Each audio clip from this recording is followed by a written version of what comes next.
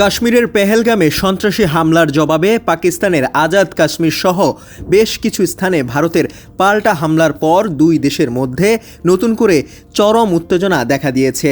এরই মধ্যে সীমান্তবর্তী রাজ্য রাজস্থান ও পাঞ্জাবে জারি করা হয়েছে সর্বোচ্চ সতর্কতা। ভারতের 1037 কিলোমিটার দীর্ঘ পাকিস্তান সীমান্ত এখন পুরোপুরি সিল করা হয়েছে। রাজস্থান ও পাঞ্জাব রাজ্যে পুলিশ সদস্যদের সব ছুটি বাতিল করা হয়েছে। জনসমাবেশের জারি করা হয়েছে নিষেধাজ্ঞা।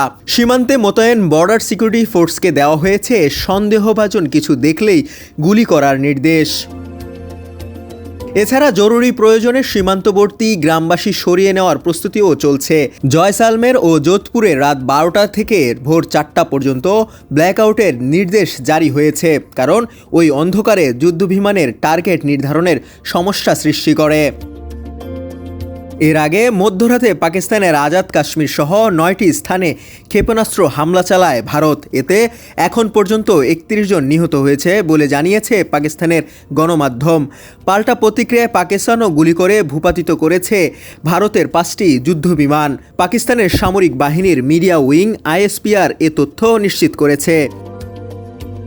পাকিস্তানের নিরাপত্তা সূত্র জানিয়েছে, গুলি করে ভূপাতিত করা 5টি বিমানের মধ্যে রয়েছে রাফাল, একটি MiG-29 ও একটি Su-30 যুদ্ধবিমান।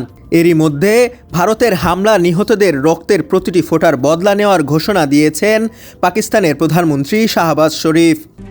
RICL TMX, যুগের পর যুগ স্থাপনা থাকে মজবুত। দুই দেশের সীমান্ত এখন কার্যত যুদ্ধাবস্থা।